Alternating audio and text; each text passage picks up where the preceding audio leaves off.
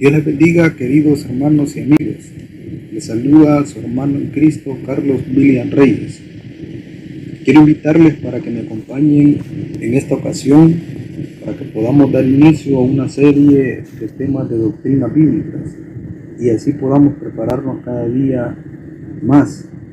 En esta oportunidad estaremos estudiando la doctrina de el único y verdadero Dios.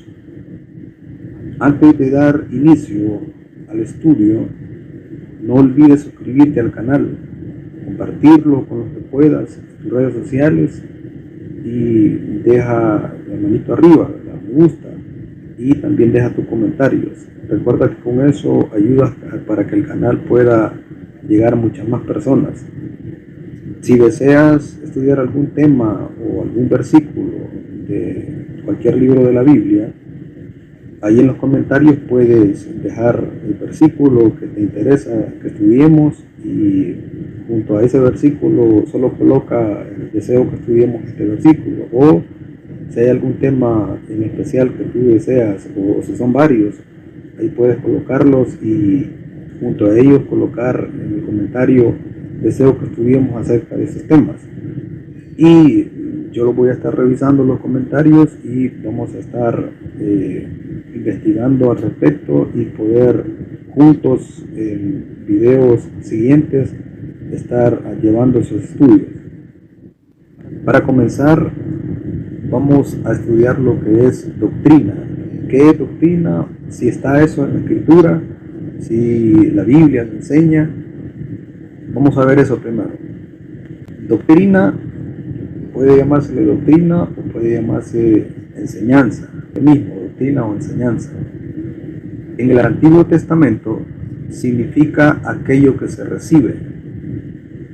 Deuteronomio, capítulo 32, verso número 2. Goteará como la lluvia mi enseñanza, destilará como el rocío mi razonamiento, como la llovizna sobre la grama y como las gotas sobre la hierba. Ahí si notamos dice goteará como la lluvia mi enseñanza. Esa palabra enseñanza es doctrina. En el Nuevo Testamento se utilizan varias palabras, mayormente didaqué, unas 30 veces, y didascalía, unas 17 veces. Cuando el Señor Jesús enseñaba, la gente se admiraba de su doctrina, porque les enseñaba como quien tiene autoridad y no como los escribas. Eso lo encontramos en Mateo capítulo 7, versos 28 al 29, en Marcos capítulo 1, verso 22, y también en Lucas capítulo 4, verso 32. Vamos a leer lo que dice en Mateo capítulo 7, verso 28. Y cuando terminó Jesús estas palabras, la gente se admiraba de su doctrina, porque les enseñaba como quien tiene autoridad y no como los escribas. Ahí está hablando, y dice, ahí habla la palabra doctrina. La gente se admiraba, dice, de su doctrina. ¿Qué es la doctrina? Puede ser doctrina o enseñanza. Ahí podría haber dicho, la gente se admiraba de su enseñanza, ¿verdad? Él, Jesús, les decía, mi doctrina no es mía, sino de aquel que me envió. Eso lo encontramos en el Evangelio de Juan, capítulo 7, verso número 16. Jesús les respondió y dijo, mi doctrina no es mía, sino de aquel que me envió. Ahí está hablando otra vez Jesús de su doctrina, o podría haberse interpretado mi enseñanza. Mi doctrina o mi enseñanza, dice el Señor, no es mía, sino del que me envió. Al mismo tiempo les advertía que se guardaran de la doctrina de los fariseos y los saduceos. Eso lo encontramos en Mateo capítulo 16, versos del 6 al verso 12. Y Jesús les dijo: mirad, guardaos de la levadura de los fariseos y de los saduceos. Ellos pensaban dentro de sí, diciendo: esto dice porque no trajimos pan. Y entendiéndolo Jesús les dijo: ¿por qué pensáis dentro de vosotros, hombres de poca fe, que no tenéis pan? ¿No entendéis aún ni os acordáis de los 5 panes entre 5.000 hombres? ¿Y cuántas cestas recogisteis? Ni de los 7 panes entre 4.000, ¿y cuántas canastas recogisteis? ¿Cómo es que no entendéis? Que no fue por el pan que os dije que os guardaseis de la levadura de los fariseos y de los saduceos. Entonces entendieron que no les había dicho que se guardasen de la levadura del pan, sino de la doctrina de los fariseos y de los saduceos. Aquí Jesús nuevamente toca el tema de la doctrina, que también podríamos llamar enseñanza. Les podría haber dicho Jesús: guárdense de la enseñanza de los fariseos y saduceos. Pero también se puede decir de esa manera: guárdense de la doctrina de los fariseos y de los saduceos. Nuevamente vemos que doctrina, primero, sí está en la Biblia, y segundo, se le puede decir doctrina o se le puede llamar enseñanza. Después de Pentecostés, los convertidos perseveraban en la doctrina de los apóstoles. Esto lo podemos encontrar en el libro de Hechos, capítulo número 2, verso número 42. Y perseveraban en la doctrina de los apóstoles, en la comunión unos con otros, en el partimiento del pan y en las oraciones. Nuevamente vemos que ahí está la palabra doctrina: y perseveraban en la doctrina de los apóstoles, o podría ser en la enseñanza de los apóstoles. Los primeros cristianos ponían gran empeño en educar a los nuevos convertidos. Eso lo podemos ver en el libro de Romanos, capítulo 12 y verso número 7. O si de servicio, en servir, o el que enseña en la enseñanza. Eso dice el verso número 7. Les interesaba mucho educar a los convertidos, enseñarles, que ya vimos que enseñar es adoctrinar. O sea, se interesaban mucho en adoctrinarlos. Primera de Corintios, capítulo 12, verso 28 al verso 29. Y a unos puso Dios en la iglesia, primeramente apóstoles, luego profetas, lo tercero maestros, luego los que hacen milagros, después los que sanan, los que ayudan, los que administran, los que tienen don de lenguas. ¿Son todos apóstoles? ¿Son todos profetas? ¿Todos maestros? ¿Hacen todos milagros? Allí nuevamente vemos cómo estaban los que podían estar al servicio de los cristianos, ¿verdad? De los nuevos cristianos, que les enseñaban, los administraban y tenían como el cuidado de cada uno de aquellos cristianos que se iban añadiendo a la iglesia. El apóstol Pablo advierte que en los postreros días algunos apostatarán de la fe, escuchando a espíritus engañadores y a doctrina de demonios. Eso lo podemos ver en Primera de Timoteo, capítulo número 4 y verso número 1. Pero el Espíritu dice claramente que en los postreros tiempos algunos apostatarán de la fe, escuchando a espíritus engañadores y a doctrinas de demonios, y que vendrá tiempo cuando no sufrirán la sana doctrina. Eso lo podemos ver en 2 de Timoteo, capítulo 4 y verso número 3. Y dice así: porque vendrá tiempo cuando no sufrirán la sana doctrina, sino que teniendo comezón de oír, se amontonarán maestros conforme a sus propias concupiscencias. He querido comenzar con esto para que podamos darnos cuenta que la Biblia habla acerca de la doctrina, ¿verdad? Y es algo bien importante. En este momento vamos a dar inicio ya al tema en específico en el cual estaremos tocando en esta hora, que es acerca de la doctrina del único y verdadero Dios. Hablar del único y verdadero Dios es hablar del ser más sublime y extraordinario que pueda existir. La suma de sus perfecciones es infinita y la magnitud de sus atributos es sin límites. ¿Qué tal Dios? Sofar pregunta a Job: ¿descubrirás tú los secretos de Dios? ¿Llegarás tú a la perfección del Todopoderoso? Eso lo podemos ver en el libro de Job, capítulo 11, verso número 7. Desde este punto de vista, Dios es incomprensible, ya que ningún ser puede comprenderle completamente. No obstante, su incomprensibilidad no es inherente, puesto que Él puede comprenderse perfectamente a sí mismo. Por otro lado, se puede afirmar que Dios es cognoscible, o sea, que tiene la posibilidad de ser conocido, y más aún la única forma de obtener la vida eterna es conociéndole.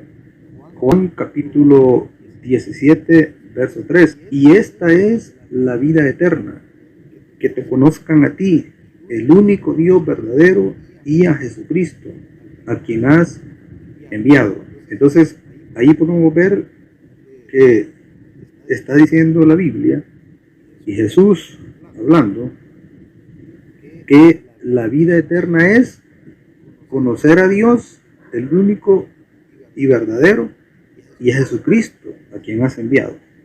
De esta forma, podemos afirmar que Dios es incomprensible, lo que representa su trascendencia, pero es cognoscible, puede conocerse, lo que representa su inmanencia.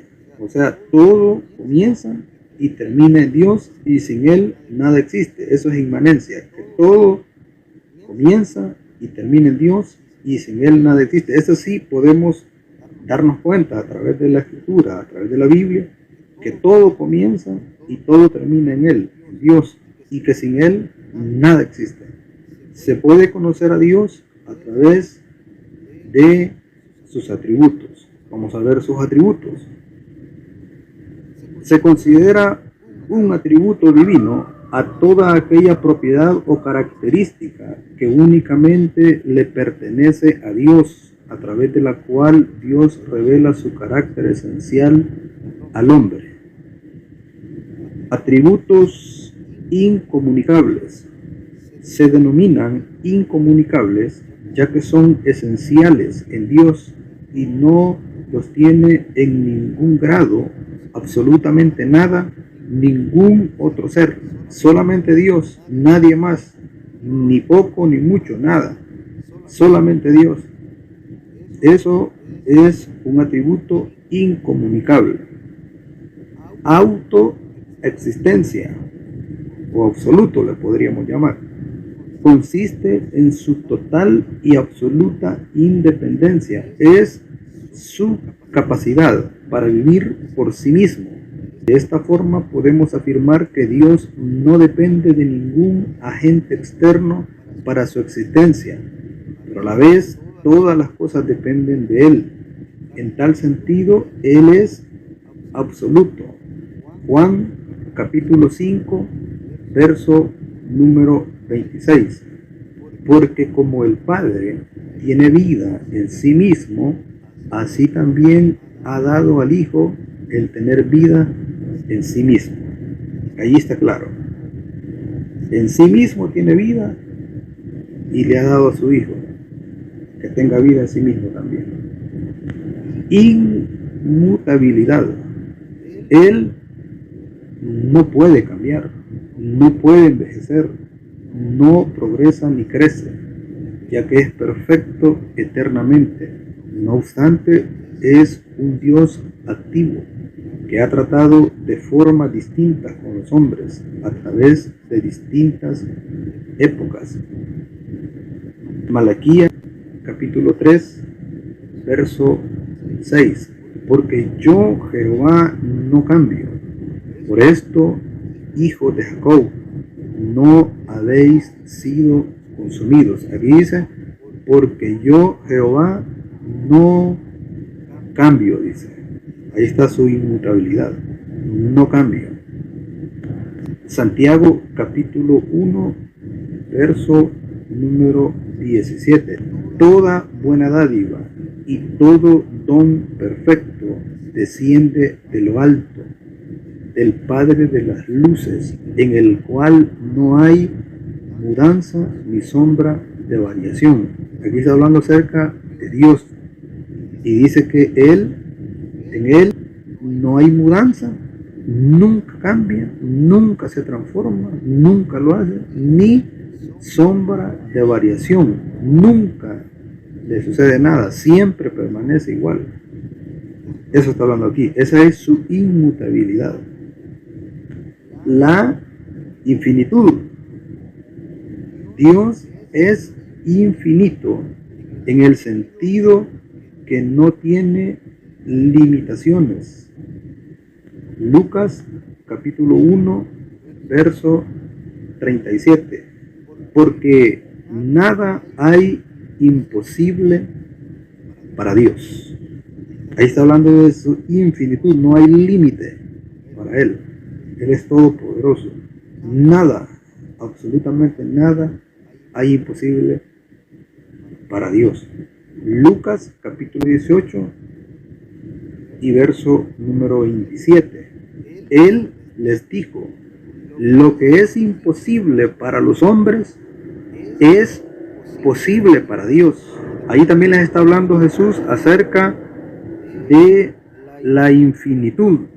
O sea que no hay límite. Nuevamente les está diciendo el Señor, para los hombres pueden haber cosas imposibles, pero para Dios no las hay.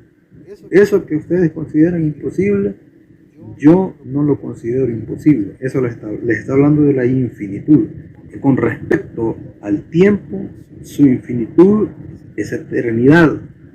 Él es eterno en el sentido que no tiene principio ni fin. Además, es totalmente trascendente en el tiempo. Es decir, para Dios el tiempo no tiene ningún tipo de afectación. Bien dice la Escritura que para Él 1000 años es similar a un día. Salmos capítulo 90, verso 4. Porque 1000 años delante de tus ojos son como el día de ayer que pasó y como una de las vigilias de la noche. Segunda de Pedro, capítulo 3, verso número 8. Mas, oh amados, no ignoréis esto, que para con el Señor un día es como 1000 años, y 1000 años como un día. Juan capítulo 1, verso número 1. En el principio era el Verbo, y el Verbo era con Dios, y el Verbo era Dios. Hebreos capítulo 7, verso número 3. Sin padre, sin madre, sin genealogía, que ni tiene principio de días ni fin de vida, sino hecho semejante al Hijo de Dios, permanece sacerdote para siempre. Apocalipsis capítulo 22, verso número 13.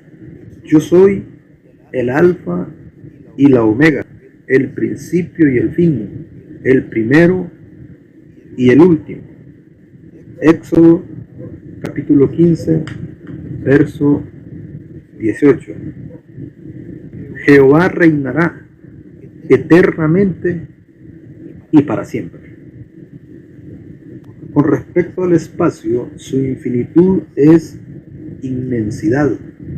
Él es inmenso en el sentido que todo lo llena, llegando a ser omnipresente, ya que no existe un lugar donde su presencia no pueda llegar. Él no tiene limitaciones de espacio, pudiendo estar en todas partes con toda su esencia al mismo tiempo.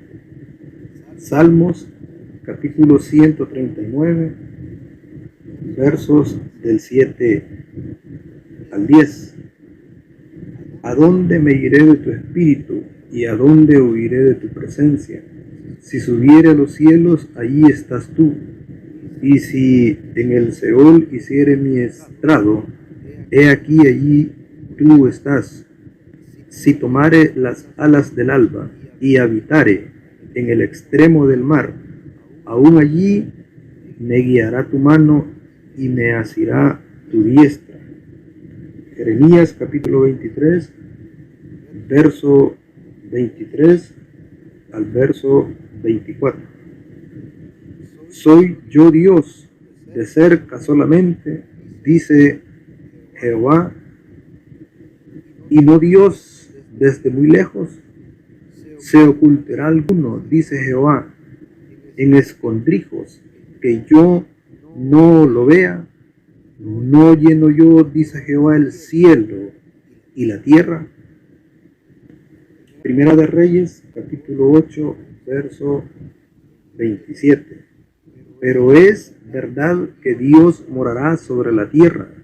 He aquí que los cielos de los cielos no te pueden contener, cuanto menos esta casa que yo he edificado. Isaías capítulo 66, verso número 1. Jehová dijo así: el cielo es mi trono y la tierra estrado de mis pies. ¿Dónde está la casa que me habréis de edificar y dónde el lugar de mi reposo? Todo esto habla acerca de la infinitud de Dios, ¿verdad? Con respecto al tiempo, su infinitud es eternidad. Con respecto al espacio, su infinitud es inmensidad. Unidad.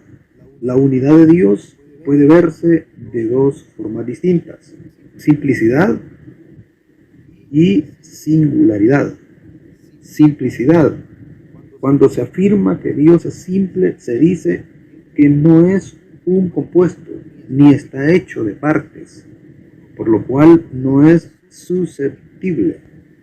Susceptible es tener las condiciones necesarias de divisiones. Él no tiene condiciones en las cuales Él pueda tener divisiones.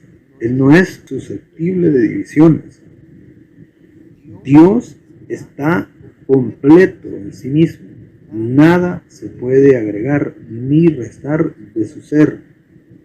Efesios capítulo 1, verso 23. La cual es su cuerpo, hablando de Jesús, la plenitud de aquel que todo lo llena en todo. Ahora veamos lo que dice Efesios capítulo 4, verso número 10. El que descendió es el mismo que también subió por encima de todos los cielos para llenarlo todo. Aquí estamos hablando acerca de que Él no es susceptible de divisiones, porque Él ya está completo en sí mismo. Y nada se puede agregar, ni tampoco se puede restar de su ser. Y eso lo habla la Biblia, ¿verdad? Lo acabamos de leer. Ahora, singularidad. Dios es singular, en el sentido que es numéricamente uno. Él es singular y que ningún otro ser comparte su naturaleza divina. Es decir, existe un único Dios, distinto a todos los demás seres existentes. Deuteronomio capítulo 6, verso 4. Oye Israel, Jehová nuestro Dios, Jehová uno es. Primera de Reyes, capítulo 8, verso 60. A fin de que todos los pueblos de la tierra sepan que Jehová es Dios y que no hay otro. Primera de Corintios, capítulo 8, verso 6.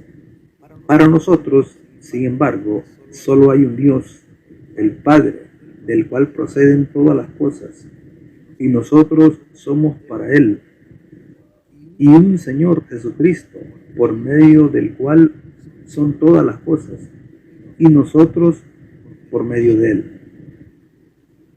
Aquí está hablando acerca de que solamente existe un único Dios. Esa es la unidad de Dios vista desde la singularidad, porque numéricamente solo es uno, un Dios, y no hay nadie más. Y la unidad de Dios visto desde la forma de simplicidad. Esto es, que Él es perfecto. Él no se le puede ni añadir ni quitar, porque Él está completo en sí mismo. Atributos comunicables. Se denominan comunicables ya que los seres humanos experimentan estas características de alguna forma. No obstante, es bueno destacar que estos atributos se encuentran en su más elevado nivel en el ser de Dios. El primero de ellos, amor. Uno de los atributos centrales de Dios es el amor, a tal punto que se declara en la Biblia que Dios es amor. Eso lo podemos ver en Primera de Juan, capítulo 4, verso número 8. El que no ama no ha conocido a Dios, porque Dios es amor. El amor de Dios puede verse de distintas formas. Gracia. Así puede verse como gracia. Gracia es el amor inmerecido de Dios hacia el ser humano perdido. Dios ama al pecador, a pesar de que no hay nada en él que pueda provocar o ganarse ese amor. Efesios capítulo 2, verso número 8. Porque por gracia sois salvos, por medio de la fe, y esto no de vosotros, pues es don de Dios. Tito capítulo 2, verso número 11. Porque la gracia de Dios se ha manifestado para salvación a todos los hombres. Hebreos capítulo 2, verso 9. Pero vemos a aquel que fue hecho un poco menor que los ángeles, a Jesús, coronado de gloria y de honra, a causa del padecimiento de la muerte, para que por la gracia de Dios gustase la muerte por todos. Entonces ahí estamos viendo el amor que puede verse reflejado en la gracia de Dios. También misericordia, el amor viéndose a través de la misericordia. La misericordia es el amor de Dios hacia el que está sufriendo las consecuencias del pecado. También se le llama compasión. Salmos capítulo 51, verso 1. Ten piedad de mí, oh Dios, conforme a tu misericordia, conforme a la multitud de tus piedades, borra mis rebeliones. Salmos 86, verso 15. Mas tú, Señor, Dios misericordioso y clemente, lento para la ira y grande en misericordia y verdad. Salmos 136, verso número 2. Alabad al Dios de los dioses, porque para siempre es su misericordia. Éxodo capítulo 34, verso número 6. Y pasando Jehová por delante de él, proclamó: Jehová, Jehová, fuerte, misericordioso y piadoso, tardo para la ira y grande en misericordia y verdad. Entonces, ahí podemos ver cómo la Biblia nos muestra el amor de Dios visto desde su misericordia.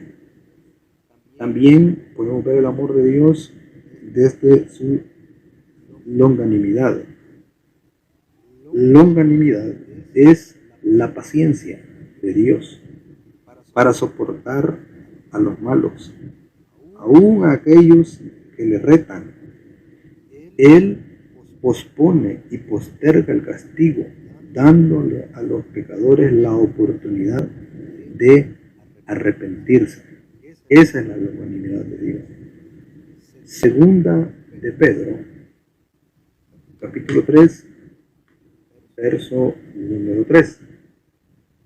Sabiendo primero esto, que en los postreros días vendrán burladores, andando según sus propias concupiscencias, y diciendo: ¿dónde está la promesa de su advenimiento? Porque desde el día en que los padres durmieron, todas las cosas permanecen así como desde el principio de la creación. Estos ignoran voluntariamente. En tiempo antiguo fueron hechos por la palabra de Dios los cielos y también la tierra, que proviene del agua y por el agua subsiste, por lo cual el mundo de entonces pereció anegado en agua, pero los cielos y la tierra que existen ahora están reservados por la misma palabra, guardados para el fuego en el día del juicio y de la perdición de los hombres impíos. Mas, oh amados, no ignoréis esto, que para con el Señor un día es como 1000 años, y 1000 años como un día. El Señor no retarda su promesa, según algunos la tienen por tardanza, sino que es paciente para con nosotros, no queriendo que ninguno perezca, sino que todos procedan al arrepentimiento. Todas esas citas bíblicas que hemos leído están hablando acerca del amor de Dios. Y en esta que hemos leído está hablando de cómo Dios muestra su amor a través de su paciencia, de su longanimidad para con todos aquellos hombres pecadores, aún aquellos que lo retan, aún aquellos que dicen Dios no existe. Eso es mentira. Aún con ellos, aquí vemos que la palabra nos muestra y nos dice, aún con ellos Dios les muestra su amor, dándoles tiempo para que se puedan arrepentir. Pasando del amor, vemos ahora santidad. La santidad de Dios nos dice que Él es exaltado sobre todas sus criaturas, es absolutamente distinto de ellas y que no se confunde con su creación. La idea de la santidad nos refiere a su excelencia moral, la infinita distancia entre Él y toda impureza, mentira, pecado o contaminación. Levítico capítulo 11, verso número 44. Porque yo soy Jehová vuestro Dios, vosotros por tanto os santificaréis y seréis santos, porque yo soy santo. Así que no contaminéis vuestras personas con ningún animal que se arrastre sobre la tierra. Josué capítulo 24, verso 19. Entonces Josué dijo al pueblo: no podréis servir a Jehová, porque Él es Dios santo y Dios celoso. No sufrirá vuestras rebeliones y vuestros pecados. Primera de Samuel, capítulo 2, verso 2. Dice así: no hay santo como Jehová, porque no hay ninguno fuera de ti, y no hay refugio como el Dios nuestro. Isaías capítulo 6, verso número 3. Y el uno al otro daba voces diciendo: santo, santo, santo, Jehová de los ejércitos, toda la tierra está llena de su gloria. Apocalipsis capítulo 4, verso número 8. Y los 4 seres vivientes tenían cada uno 6 alas, y alrededor y por dentro estaban llenos de ojos, y no cesaban día y noche de decir: santo, santo, santo es el Señor Dios Todopoderoso, el que era, el que es y el que ha de venir. Entonces ahí podemos ver la santidad de Dios. Ahora veamos también otro atributo: veracidad. La veracidad de Dios es aquella virtud por medio de la cual todas sus declaraciones son verdaderas. Él es veraz en su revelación. Todo lo que dice de sí mismo es verdadero. La veracidad de Dios puede extenderse a su existencia real, ya que Él es el único Dios verdadero. Los ídolos son solo ficción y engaño. Otro aspecto de su veracidad es su fidelidad, porque cumple todas sus promesas. Jeremías capítulo 10, verso número 10. Mas Jehová es el Dios verdadero, Él es Dios vivo y Rey eterno. A su ira tiembla la tierra y las naciones no pueden sufrir su indignación. Juan capítulo 17, verso número 3. Y esta es la vida eterna, que te conozcan a ti, el único Dios verdadero, y a Jesucristo, a quien has enviado. Romanos capítulo 3, verso 4. De ninguna manera, antes bien sea Dios veraz y todo hombre mentiroso, como está escrito, para que seáis justificado en tus palabras y venzas cuando fueres juzgado. Primera de Tesalonicenses capítulo 1, verso 9. Porque ellos mismos cuentan de nosotros la manera en que nos recibisteis y cómo os convertisteis de los ídolos a Dios para servir al Dios vivo y verdadero. Primera de Pedro capítulo 2, verso 22. El cual no hizo pecado, ni se halló engaño en su boca. Otro de los atributos es justicia. La justicia es el atributo por el cual Dios se manifiesta contra toda violación de su santidad. Por su justicia, Él cumple con todas las normas que se impone a sí mismo.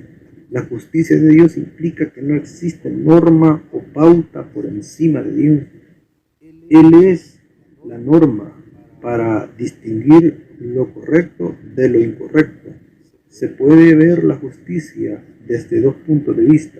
Por un lado, la justicia remunerativa, la cual se refiere a que Dios premia y recompensa según las condiciones y promesas que Él mismo ha puesto. Por otro lado está la justicia retributiva, la cual consiste en que Dios castiga el pecado. Esdras capítulo 9, verso 15. Oh Jehová, Dios de Israel, tú eres justo, puesto que hemos quedado un remanente que ha escapado, como en este día. Henos aquí delante de ti en nuestros delitos, porque no es posible estar en tu presencia a causa de esto. Job capítulo 8, verso número 3. ¿Acaso torcerá Dios el derecho o pervertirá el Todopoderoso la justicia? Salmos capítulo 7, verso número 11. Dios es juez justo y Dios está airado contra el impío todos los días. Salmos 116, verso 5. Clemente es Jehová y justo, sí, misericordioso es nuestro Dios. Isaías 45, verso 21. Proclamad y hacedlos acercarse, y entren todos en consulta. ¿Quién hizo oír esto desde el principio, y lo tiene dicho desde entonces, sino yo Jehová? Y no hay más Dios que yo, Dios justo y salvador, ningún otro fuera de mí.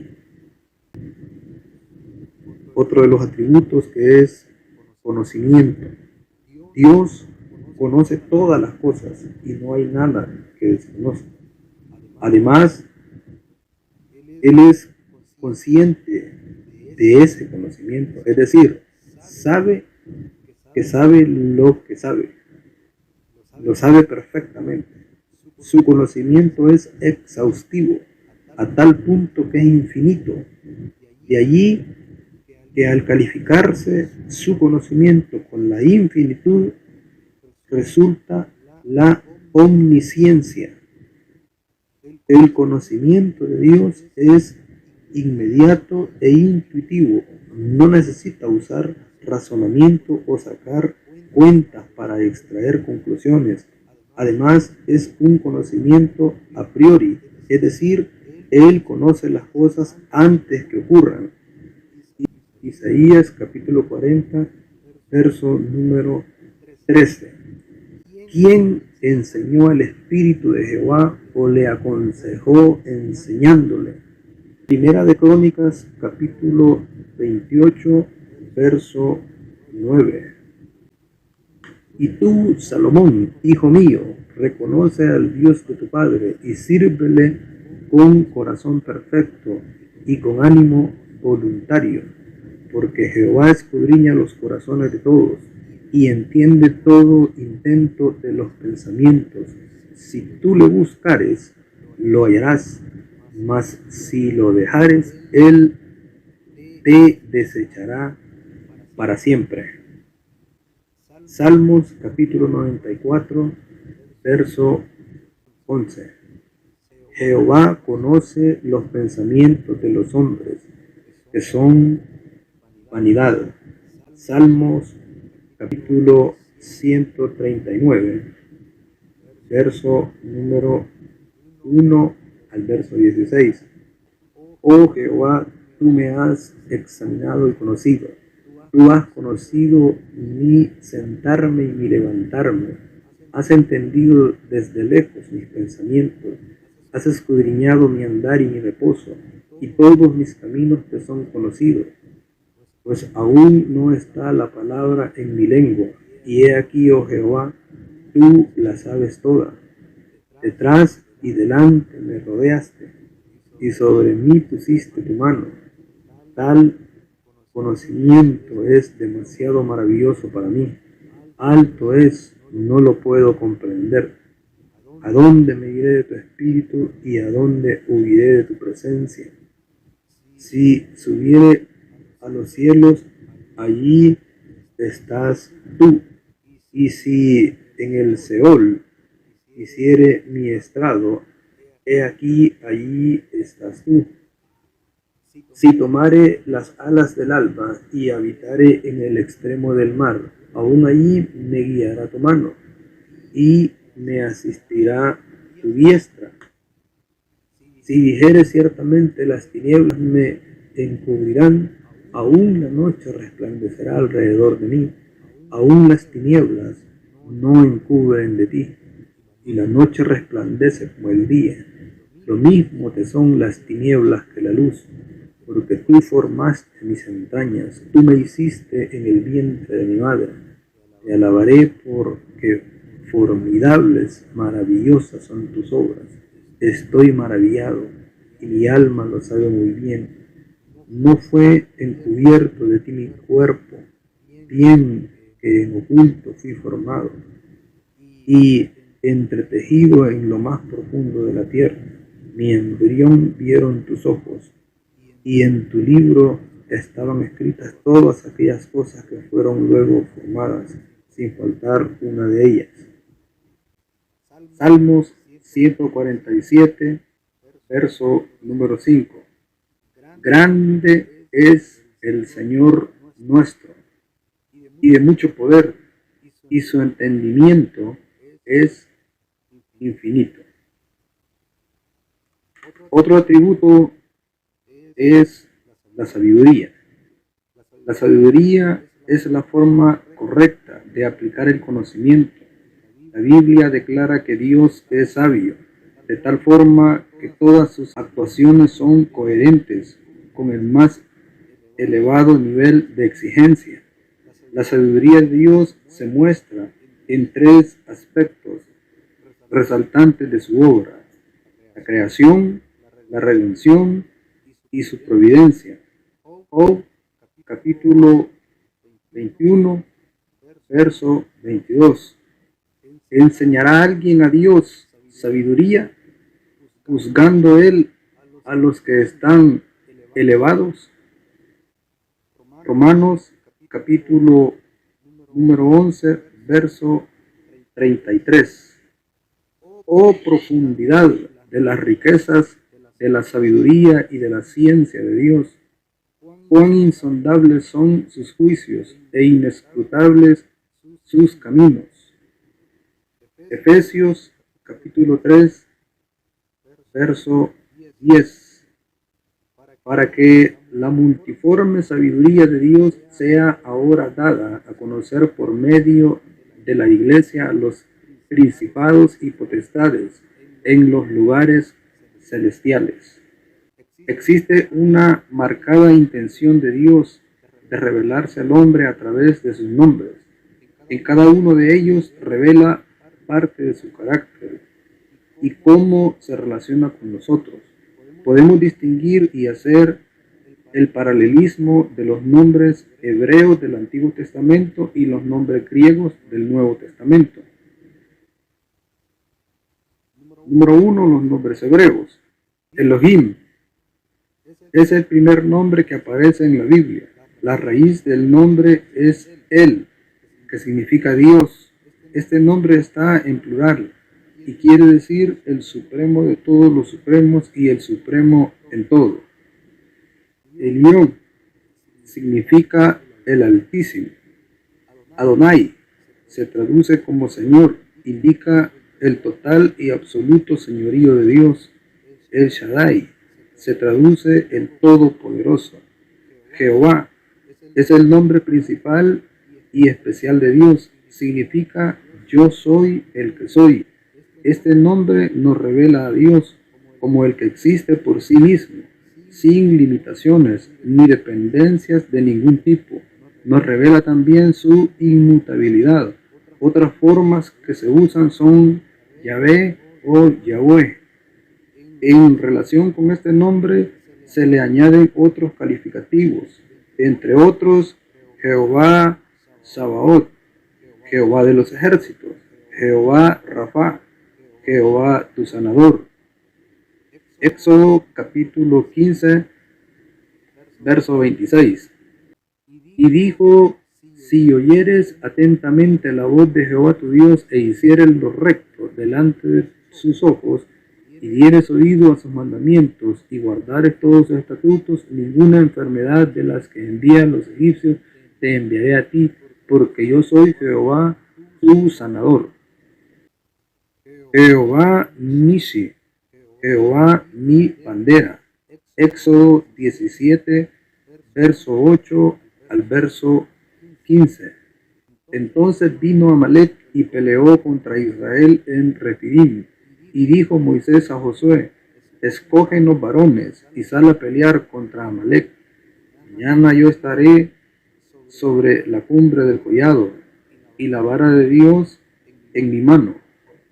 E hizo Josué como le dijo Moisés, peleando contra Amalec, y Moisés y Aarón y Hur subieron a la cumbre del collado. Y sucedía que cuando alzaba Moisés su mano, Israel prevalecía. Cuando él bajaba su mano, prevalecía Amalec. Y las manos de Moisés se cansaban, por lo que tomaron una piedra y la pusieron debajo de él, y se sentó sobre ella. Y Aarón y Hur sostenían sus manos, el uno de un lado y el otro de otro. Así hubo en sus manos firmeza hasta que se puso el sol. Y Josué deshizo a Amalec y a su pueblo a filo de espada. Y Jehová dijo a Moisés: escribe esto para memoria de un libro. Y di a Josué que raeré del todo la memoria de Amalec de los debajo del cielo. Y Moisés edificó un altar y llamó su nombre Jehová Nishi. Jehová Shalom. Jehová es paz. Jueces capítulo 6, verso 24. Y edificó allí Gedeón altar a Jehová y lo llamó Jehová Shalom, el cual permanece hasta hoy en Ofra de los abiezeritas. Jehová Ra. Jehová es mi pastor. Salmos 23, 1. Jehová es mi pastor, nada me faltará. Jehová Shikenu. Jehová justicia nuestra. Jeremías capítulo 23, verso 6. En sus días será salvo Judá, e Israel habitará confiado, y este será su nombre con el cual le llamarán: Jehová, justicia nuestra. Jehová Jireh, Jehová proveerá. Génesis 22, 14. Y llamó a Abraham el nombre de aquel lugar Jehová proveerá. Por tanto se dice hoy: en el monte de Jehová será provisto. Jehová Shama. Jehová está allí. Ezequiel 48:35. En derredor tendrá 18,000 cañas, y el nombre de la ciudad desde aquel día será Jehová Shammah. Nombres griegos. Theos se traduce como Dios, traduce todas las combinaciones de El, de Elohim y Elión. Theos Pantocrator significa Dios Todopoderoso y traduce El Shaddai. Curious significa Señor y traduce los nombres de Adonai y Jehová. Ese sería, hermanos y amigos, el estudio de la doctrina de el único y verdadero Dios. Espero que lo hayamos encontrado todos muy interesante y que podamos llevar ese conocimiento a la memoria, ¿verdad?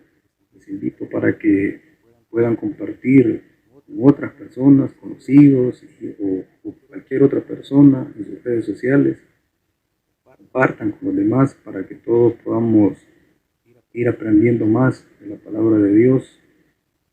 Vamos a seguir estudiando más doctrinas en otra ocasión, así que estén atentos porque vamos a seguirlo haciendo, esperando que todo sea de bendición. Que Dios les bendiga a todos.